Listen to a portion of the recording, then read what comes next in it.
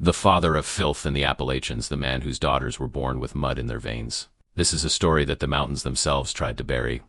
A chronicle of degradation so profound that even the oldest residents of Harlan County, Kentucky, spoke of it only in whispers and only when they were certain no children could hear. In the spring of 1951, a young county health inspector named Walter Pemberton was assigned to survey the remote hollows of southeastern Kentucky, mapping areas where tuberculosis and other infectious diseases might be spreading undetected. What he found in a forgotten crevice of the Appalachian Mountains would haunt him until his final breath, and would eventually force the Commonwealth of Kentucky to confront a horror it had willfully ignored for generations. The hollow had no official name on any government map. Local people called it Crooked Branch, after the twisted creek that wound through its narrow floor like a serpent with a broken spine. To reach it required a 3-hour journey by mule from the nearest paved road, through terrain so rugged and inhospitable that even the most determined moonshiners had abandoned it decades earlier. The forest canopy was so thick that sunlight rarely touched the ground, creating a perpetual twilight that seemed to exist outside of normal time. Walter Pemberton had been warned not to venture into Crooked Branch. An elderly postmaster in the town of Everts had gripped his arm with surprising strength and said simply, "That place ain't right, son. Ain't been right since before my granddaddy's time. You go in there, you'll see things that'll change how you look at folks forever." But Walter was young, educated, and thoroughly modern in his thinking. He had graduated from the University of Louisville with a degree in public health administration, and he believed firmly that superstition and ignorance were the true diseases plaguing Appalachia.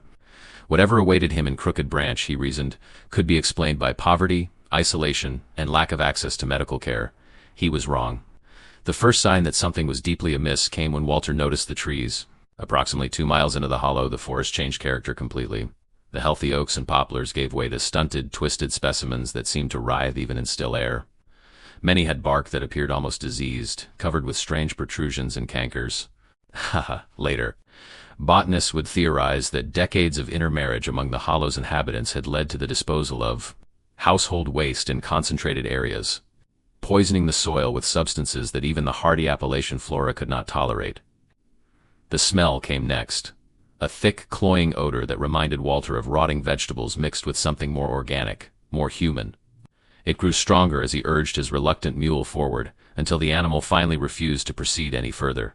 Walter tied the creature to a withered branch and continued on foot, covering his nose and mouth with his handkerchief. The caudal homestead, if it could be called that, emerged from the perpetual gloom like a nightmare given physical form. It was not one structure, but a collection of perhaps 7 or 8, built over what must have been generations, each addition more haphazard and decrepit than the last. The original cabin, dating perhaps to the 1840s or 1850s, was still visible at the core, but it had been surrounded by lean-tos, shacks, and structures made of materials that defied easy identification. Rusted metal sheeting, rotting canvas, animal hides, and what appeared to be flattened tin cans all contributed to a patchwork dwelling that seemed to grow organically from the hillside. But it was the inhabitants that stopped Walter Pemberton in his tracks, his professional training suddenly inadequate to process what his eyes were seeing. A figure emerged from the largest structure. A man, Walter assumed, though the proportions seemed somehow wrong. He was perhaps 50 years of age, with a face that appeared to have been assembled from mismatched components. One eye sat noticeably higher than the other. The jaw jutted forward at an angle that made speech appear difficult, and his hands, which hung at his sides like pale spiders, each bore 6 fingers. This was Ezekiel Caudle, the patriarch of Crooked Branch, the man who would become known in county records as the Father of Filth, and behind him, emerging slowly from various doorways and shadows, came his family, a collection of human beings so marked by generations of closed breeding that they seemed almost to constitute a separate species.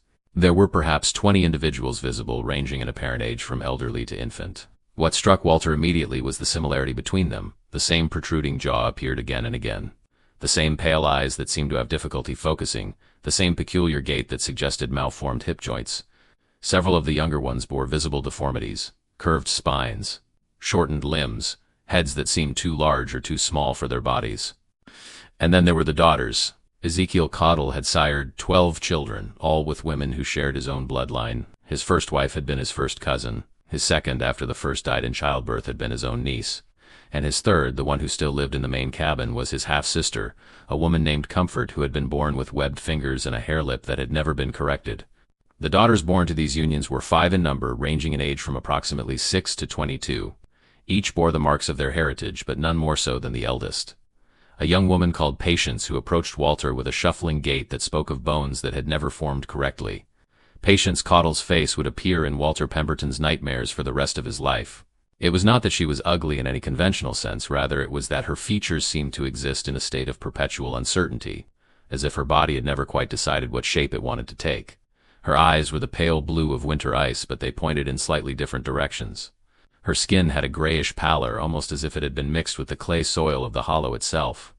And when she opened her mouth to speak, Walter saw that her teeth were brown and malformed, jutting at angles that must have made eating an ordeal. "Daddy says you're from the government," Patience said, her voice surprisingly melodic despite the evident difficulty she had in forming words. "Daddy says the government wants to take us away." Walter found his voice with effort. "I'm just here to check on everyone's health, miss. To make sure no one is sick." A sound emerged from Ezekiel Caudle's throat, something between a laugh and a growl. "Ain't nobody here sick," he said, the words distorted by his malformed jaw. "We've been here since before there was a government. We'll be here after it's gone, too." What Walter Pemberton discovered over the following 3 days of investigation would result in one of the most extensive public health interventions in Kentucky history. But more importantly, it would begin to unravel a story of isolation, desperation, and genetic degradation that stretched back more than a century to a time when the mountains of Appalachia were truly the edge of the known world. The Caudle family had first arrived in what would become Harlan County in 1819, part of the great wave of Scots-Irish settlers who pushed into the Appalachian frontier seeking land and freedom from the constraints of coastal society. The original settler, Jeremiah Caudle, had brought with him a wife, 4 children, and a fierce determination to live beyond the reach of any authority. By 1840, the family had established itself in Crooked Branch, drawn by the isolation and the defensible terrain. Jeremiah's son, Absalom, took a wife from among the few neighboring families, and for a generation, the bloodline remained relatively open. But then came the devastation that would set the Caudles on their dark path. In 1862, during the chaos of the Civil War, a band of Confederate guerrillas swept through the region, targeting families suspected of Union sympathies. The Caudles, like most of the mountain people, had remained neutral, but that neutrality offered no protection. In a single night of horror, every family within a 10-mile radius of Crooked Branch was put to the torch. The Caudles survived only because their hollow was so remote that the raiders never found it. But they emerged from hiding to discover that they were utterly alone. Every potential marriage partner, every neighboring family, every connection to the outside world had been severed in fire and bloodshed. And so began the practice that would continue for the next 90 years. When Absalom Caudle's eldest son came of age and needed a wife, there was only one option available: his younger sister. The union was performed by Absalom himself, citing biblical precedent and the absolute necessity of continuing the family line. A child was born within the year, apparently healthy, and the pattern was established. Each generation that followed made the same impossible choice. The journey to the outside world was too dangerous, too long, too fraught with the possibility of bringing back the violence that had nearly destroyed them. Better to remain in the hollow, to marry within the family, to keep the bloodline pure and protected. By the time Ezekiel Caudle was born in 1898, the effects of 4 generations of close breeding were becoming impossible to ignore. His mother, who was also his father's sister, died bringing him into the world, hemorrhaging from complications that the family's primitive medical knowledge could not address. Ezekiel himself survived, but he bore the marks of his heritage from birth: the misaligned eyes, the jutting jaw, the extra fingers that the family had come to see as a sign of their special status, were marked by God, Ezekiel would later tell investigators, set apart from other folks. Pure, like the Bible says. But the evidence of that purity was horrifying to anyone with even basic medical knowledge. Of the 12 children Ezekiel had sired, 4 had died in infancy, their bodies simply unable to sustain life. Another had survived to age 7 before succumbing to a heart condition that the county coroner would later describe as congenital and almost certainly hereditary. The 7 who remained alive in 1951 all bore visible stigmata of their genetic heritage. And then there were the others, the ones Walter Pemberton was not shown during his initial visit, the ones kept hidden in the darkest structures, the ones whose conditions were too severe for even Ezekiel Caudle to display without shame. The truth about these hidden family members would only emerge months later, when state authorities finally intervened. But the evidence was already there for anyone willing to look: the strange sounds that came from certain buildings, the extra plates of food that family members carried into locked rooms, the careful way certain names were never spoken aloud. Walter Pemberton left Crooked Branch after 3 days, his notebook filled with observations that he knew would change everything. He had documented conditions of filth and degradation that exceeded anything in his training. He had witnessed children who could not walk, adults who could not speak, and family arrangements that violated every law of God and man. But most haunting of all was his final conversation with Patience Caudle, the eldest daughter whose ice-blue eyes seemed to see right through him. "You're going to tell people about us," she said. It was not a question. Walter nodded, unable to deny it. Patience smiled then, revealing those twisted teeth, and said something that would echo in his mind for decades. "They've known about us for 100 years, mister. They just didn't want to look." She was right, of course. The people of Harlan County had known about the caudals of Crooked Branch for generations. They had simply chosen to pretend the hollow didn't exist, to leave its inhabitants to their fate, to treat the occasional glimpse of a malformed figure on a distant ridge as something best forgotten, that willful blindness was about to end. Check if you're already subscribed to this channel, because what you're about to discover in the next chapters will reveal secrets that have been buried in these mountains for over a century, and you won't want to miss a single revelation. The report that Walter Pemberton filed with the Kentucky State Department of Health in June of 1951 ran to 47 pages, with an additional 23 pages of photographs, diagrams, and medical observations. It was classified as sensitive and initially restricted to a small circle of senior officials. Not because of any legal requirement, but because the contents were simply too disturbing for general circulation. The response, when it finally came, was unprecedented in scale. In September of that year, a convoy of vehicles, including 2 buses, a medical ambulance, and 3 trucks carrying supplies, made the arduous journey to the edge of Crooked Branch. From there, a team of 30 individuals, including doctors, nurses, social workers, and sheriff's deputies, completed the trek on foot and muleback. What they found exceeded even Walter Pemberton's detailed descriptions. The caudal compound had, if anything, deteriorated further in the 4 months since his initial visit. The summer heat had intensified the overwhelming stench, creating an atmosphere so noxious that several team members became physically ill within minutes of arrival. The structures themselves seemed to be actively decomposing, with sections of wall and roof collapsing even as the team watched. But it was the condition of the inhabitants that truly shocked the medical professionals. Dr. Helena Marsh, a physician from the University of Kentucky Medical Center who had specialized in genetic disorders, later wrote in her private journal, "I have studied the literature on consanguineous populations around the world. I have seen photographs from the royal houses of Europe, from isolated island communities, from villages in the most remote corners of the globe. Nothing prepared me for what I witnessed in that hollow. These people have been marrying within their own family for so long that they have essentially become their own distinct population, with all the tragic consequences that implies." The 5 surviving daughters of Ezekiel Caudle were examined first, as they were the most visible and accessible members of the family. What the doctors discovered painted a comprehensive picture of genetic deterioration across every system of the body. Patience, the eldest at 22, suffered from a condition that the doctors termed pronounced mandibular prognathism, the same jutting jaw that had marked the Habsburg royal family of Europe, caused by generations of marriage between close relatives. Her spine curved noticeably to one side, a manifestation of scoliosis that had never been treated. And her heart, when examined with a stethoscope, produced sounds that indicated significant structural abnormalities. The second daughter, Mercy, aged 19, was nearly blind from cataracts that had begun forming in early childhood, a condition extremely rare in young people unless caused by genetic factors. She also displayed the 6 fingers that seemed to run through the family, along with a clubfoot that forced her to walk with a pronounced limp.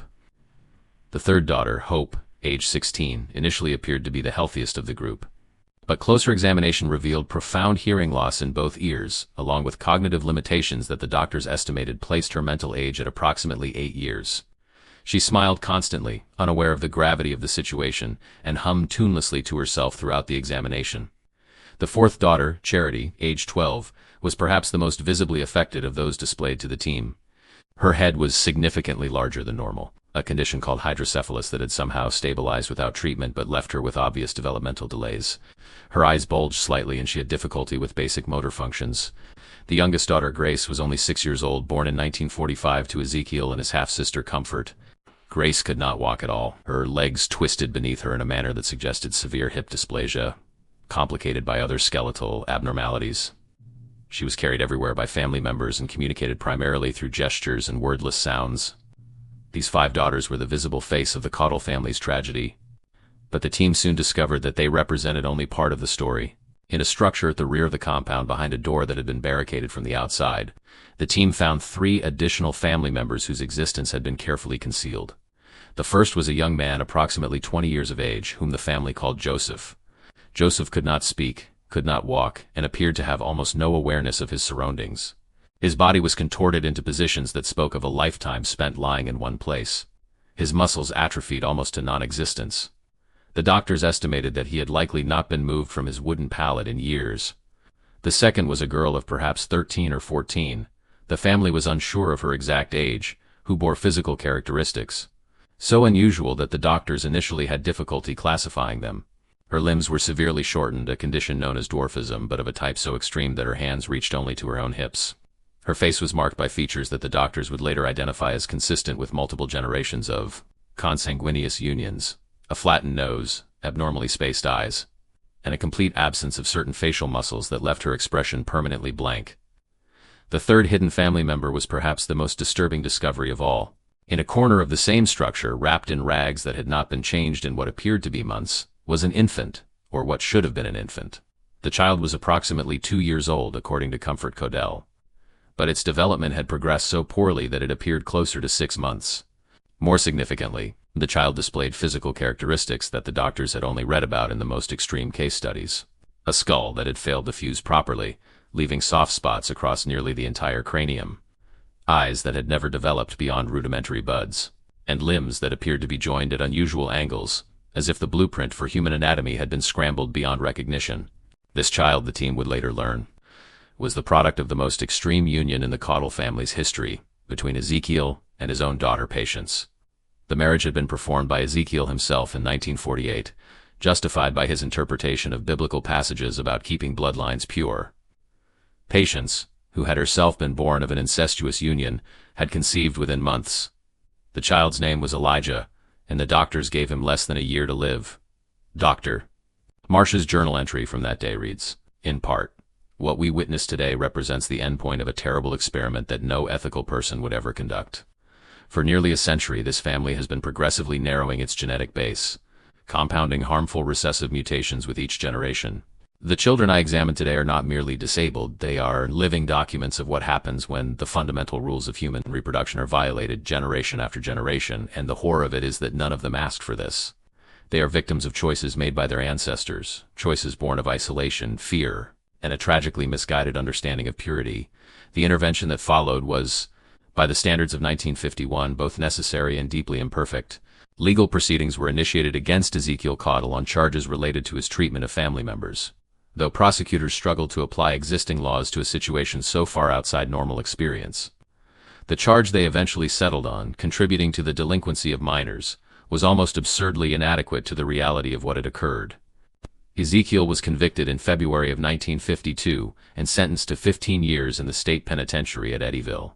He would die there in 1957 of heart failure related to the same congenital conditions that afflicted his children. The family members deemed capable of living independently, a category that included Patience, Mercy, and Hope, were relocated to a supervised housing facility in Lexington, where they would spend the remainder of their lives under medical observation. Charity and Grace were placed in a state institution for children with special needs, where both would die before reaching adulthood. Charity of pneumonia in 1954, Grace of heart failure in 1956. The hidden family members, Joseph, the unnamed girl, and the infant Elijah, were transferred to a long-term care facility. Joseph survived until 1959, never regaining consciousness or awareness. The girl lived until 1963, passing away from complications related to her multiple conditions. And Elijah, as the doctors had predicted, died within 8 months of his discovery, his small body simply unable to sustain the demands of existence. But the story of the Cottle family did not end with these interventions. The hollow they had inhabited for more than a century continued to exert a strange pull on the surrounding community, and the questions raised by their existence continued to trouble the consciences of those who had allowed the situation to persist for so long. In the years following the intervention, journalists and researchers began piecing together the fuller history of the family and the region that had produced them. What emerged was a picture of systematic neglect, willful ignorance, and a kind of complicity that extended far beyond the boundaries of Crooked Branch. The Cottles, it turned out, had not been entirely isolated. There had been contact with the outside world, occasional trading trips to nearby towns, encounters with hunters and trappers who passed through the region, even a visit from a circuit-riding preacher in 1923 who had conducted a formal service in the hollow. These visitors had seen the family. They had witnessed the conditions. They had observed the relationships between family members that violated every social norm, and they had said nothing. One of these visitors, an elderly man named Horace Whittle, who was interviewed in 1954, offered an explanation that chilled the researchers who heard it. "We all knew about them Cottles. Everybody in these parts knew. But what were we supposed to do about it? They wasn't hurting nobody outside their own family. And besides, we figured that was just how some folks lived up in them hollers. Wasn't our place to interfere. This attitude that the suffering of others was not worth the discomfort of intervention had allowed the Caudle family to continue its tragic practices for nearly a century. It was a failure not just of individual conscience but of community, of government, and of the basic social contract that supposedly connected human beings to one another. The hollow itself was eventually reclaimed by the forest. The structures that had housed the Caudle family collapsed one by one, consumed by rot and weather and the relentless growth of vegetation.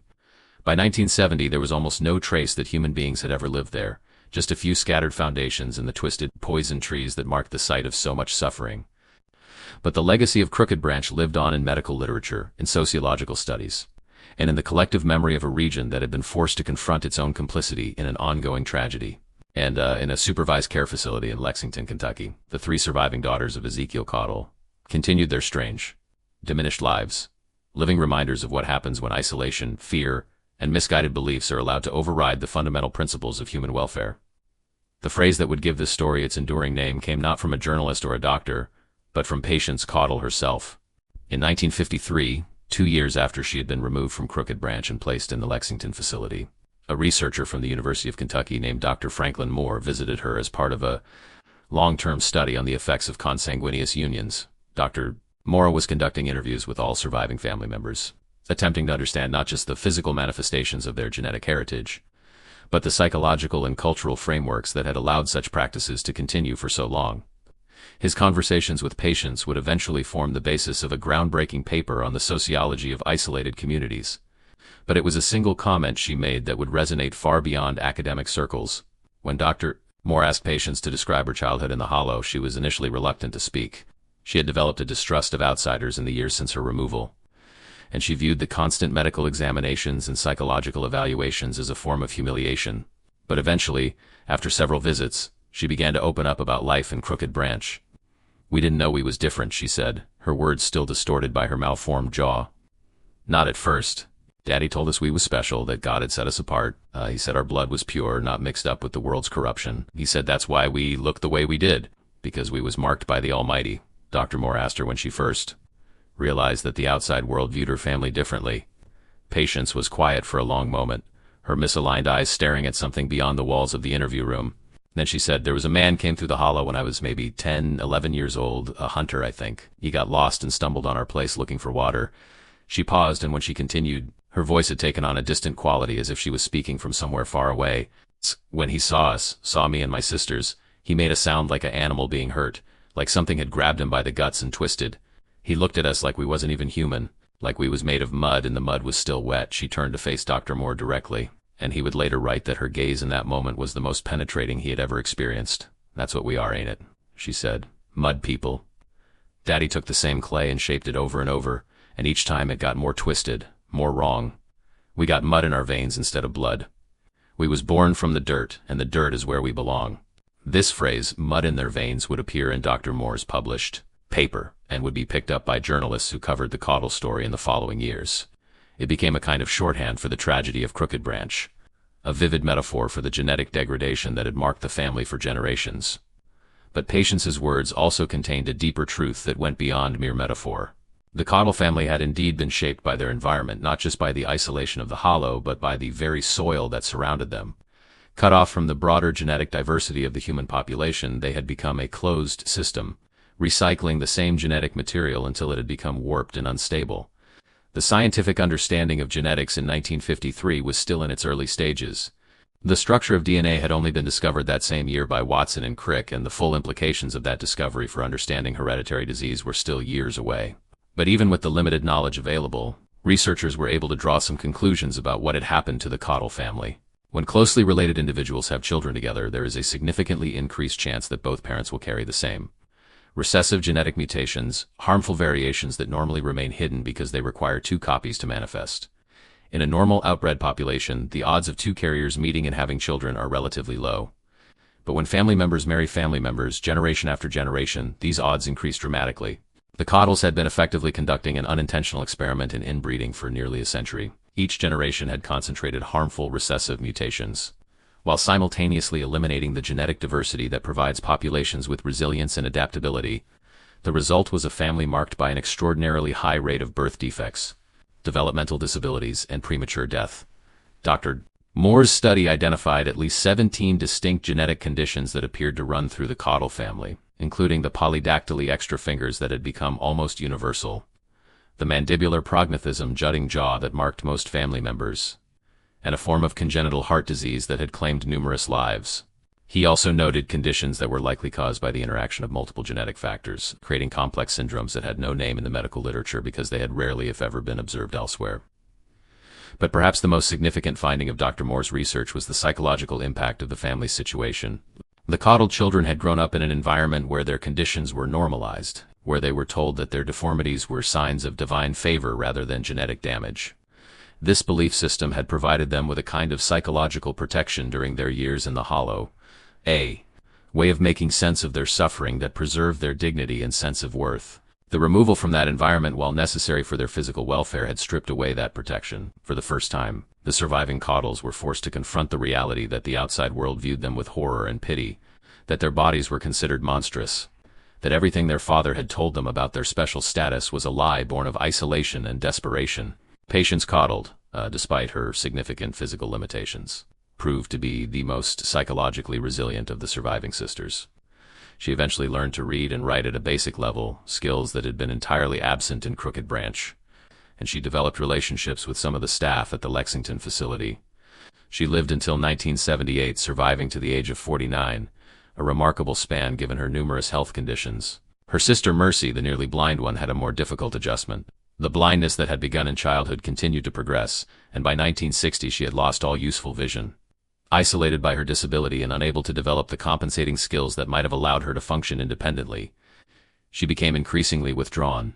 She died in 1965 of complications from diabetes, a condition that often accompanies the metabolic disruptions caused by severe inbreeding. Hope, the third sister with her childlike mind and constant smile, perhaps suffered least from the transition simply because she was unable to fully comprehend what had happened. She continued to hum her tuneless songs, to play with simple toys, and to greet each day with the same uncomplicated joy she had displayed in the hollow. She lived until 1971, dying peacefully in her sleep at the age of 36. If this story has touched something deep within you, if you've felt the weight of generations of secrets and the tragedy of lives, shaped by choices they never made, then take a moment right now to leave a comment below with these words: "Their suffering will not be forgotten." Let that simple phrase be a testament that someone, somewhere, bears witness to what happened in Crooked Branch. The fate of the Cottle daughters became a matter of public interest in the late 1950s, when a journalist named Rebecca Stern published a series of articles in the Louisville Courier-Journal that brought the story to a national audience. Stern had gained access to Dr. Moore's research and had conducted her own interviews with officials, medical professionals, and community members who had known about the family. Her articles, published over 3 consecutive Sundays in October of 1958, painted a comprehensive picture of the Cottle tragedy and raised uncomfortable questions about the responsibility of society to protect its most vulnerable members. She wrote, "For nearly a century, the Cottle family existed in a shadow world just beyond the edge of civilization. They were known to exist. Conditions were observed by numerous visitors over the decades, and yet no one intervened until the situation had become so extreme that it could no longer be ignored." The question we must ask ourselves is not simply how such a thing could happen, but how we, as a society that claims to value human dignity and welfare, could allow it to continue for so long. The Cottles were not hidden in some foreign land beyond our reach. They were American citizens, living within the borders of our Commonwealth, entitled to the same protections and considerations as any other family. Their tragedy is not merely a story about genetics or isolation. It is a story about the limits of our compassion, the boundaries of our concern, and the ease with which we can convince ourselves that the suffering of others is not our responsibility. Stern's articles generated significant public response, including calls for improved oversight of remote communities and better funding for public health initiatives in Appalachia. Some of these calls resulted in concrete action, increased budgets for county health departments, expanded outreach programs, and new legal frameworks for intervening in cases of neglect. But the deeper questions Stern had raised about the nature of community responsibility and the human tendency to look away from uncomfortable truths remained largely unanswered. They would continue to haunt the region for decades to come, particularly as other cases of isolated families with similar histories began to emerge from the mountains. The intervention at Crooked Branch in 1951 was not an isolated event. In the years that followed, authorities across Appalachia began to uncover similar situations, families that had retreated into isolation generations earlier and had been practicing various degrees of consanguineous marriage ever since. None of these cases achieved the same notoriety as the Caudles, but together they painted a disturbing picture of a region where geographic isolation, poverty, and distrust of outside authority had combined to create conditions that enabled horrific practices to continue unchecked. A 1962 study by the Kentucky Department of Health identified at least 14 communities in the eastern part of the state where rates of genetic abnormalities were significantly elevated, suggesting patterns of close intermarriage extending back multiple generations. Similar studies in West Virginia, Tennessee, and Virginia found comparable results. The true extent of the problem would never be fully known, as many affected families successfully avoided the attention of authorities, for the Caudle case specifically. The reckoning continued long after Ezekiel's conviction and the relocation of his surviving children in 1960. The Commonwealth of Kentucky formally acknowledged its failure to protect the family's children, issuing a report that detailed the multiple occasions when authorities could have and should have intervened. The report noted that county tax records had listed the Caudle property since 1847, meaning the government had known of the family's existence for over a century. It documented at least 7 occasions between 1900 and 1950 when government officials, including census takers, forest rangers, and public health workers, had visited or passed near the hollow and reported concerns about the inhabitants. In each case, the reports had been filed and forgotten. The failure to act in the Caudle matter represents a systemic breakdown in the protective functions of government, the report concluded. This failure cannot be attributed to any single individual or agency, but rather to a culture of neglect that pervaded all levels of administration. The Commonwealth must commit itself to ensuring that no such failure occurs again. Whether that commitment was honored in the decades that followed remains a matter of debate. Appalachia continued to struggle with poverty, isolation, and limited access to services, and while the most extreme cases of family isolation gradually disappeared as roads improved and communication technologies spread, concerns about the genetic health of some mountain communities persisted well into the modern era. For the surviving Caudle sisters, the years following the intervention brought a mixture of improved conditions and ongoing struggles.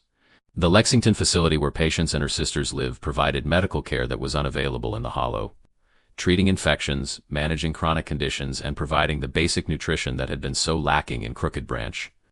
But the facility was also a kind of prison, a place where the sisters were studied, observed, and displayed to an endless parade of medical students, researchers, and curious officials.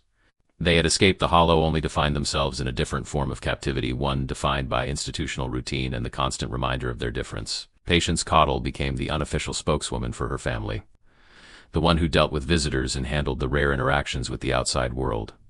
She developed a dry, bitter humor that sometimes startled those who spoke with her. "People come here expecting to see monsters," she told one researcher in 1963. "They want to look at the mud people and feel grateful they ain't us. Well, I'm sorry to disappoint them, but we're just folks. Broken folks maybe, but folks all the same. We didn't choose this. It was chosen for us, before we was even born."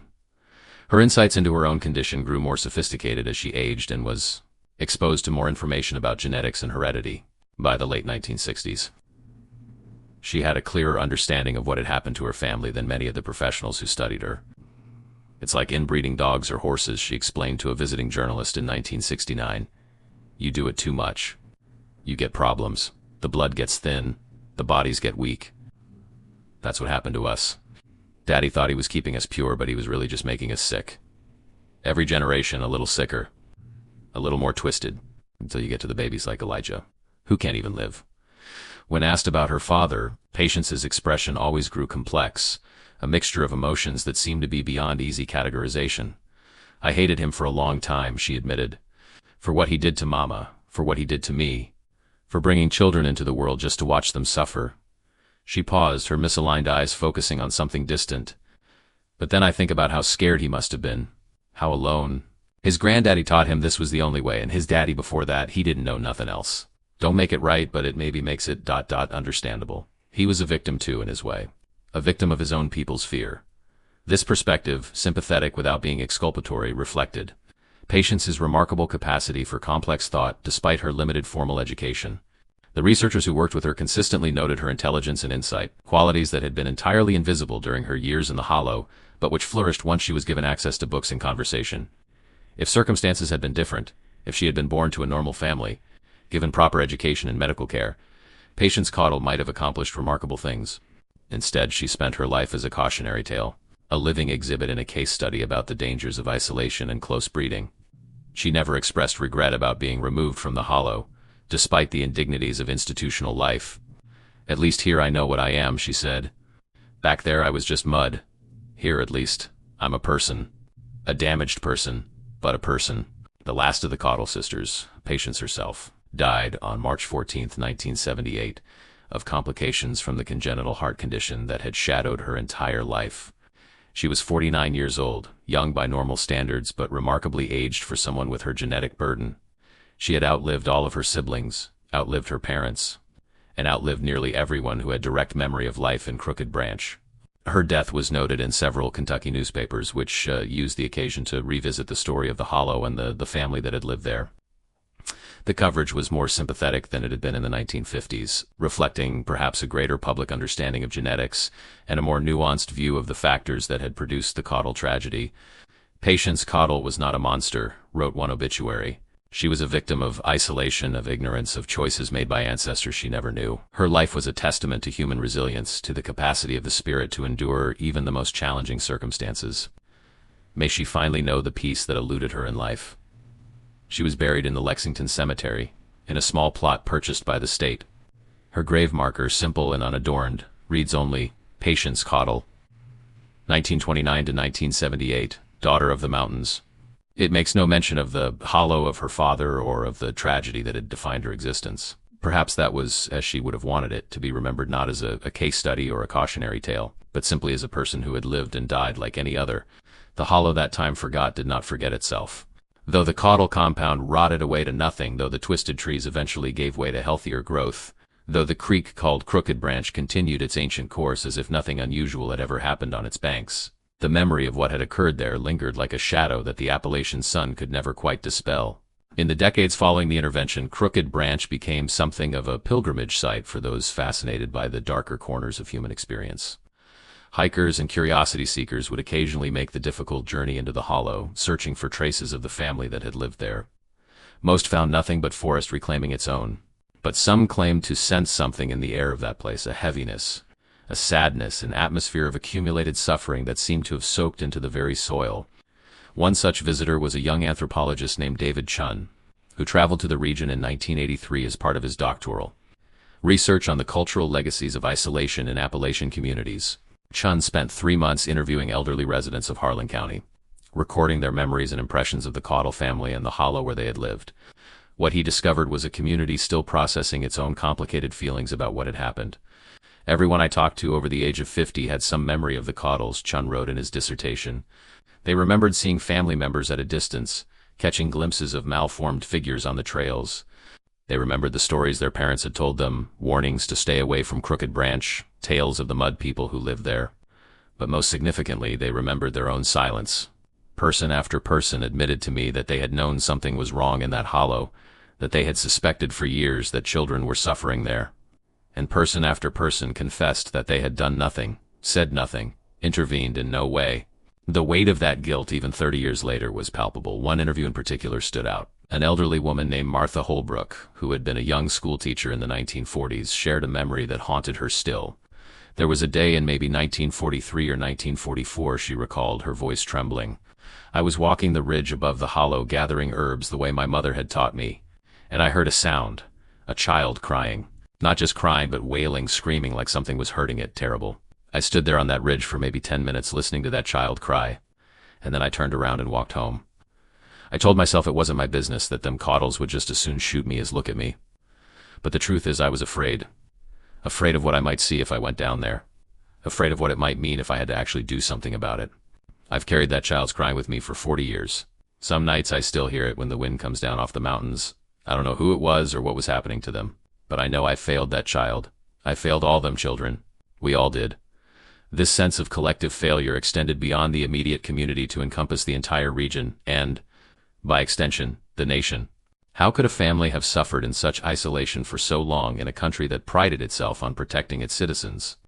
How could generation after generation of children have been born into conditions of such profound neglect without anyone intervening? The answers, as researchers would discover, were complex and uncomfortable.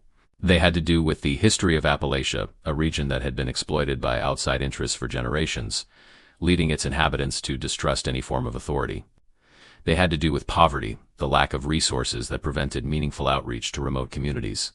They had to do with culture, the strong tradition of family, privacy, and resistance to interference that characterized mountain life. But perhaps most fundamentally, they had to do with human nature itself, the universal tendency to look away from suffering that is inconvenient to address, to convince ourselves that problems we cannot solve are not our responsibility.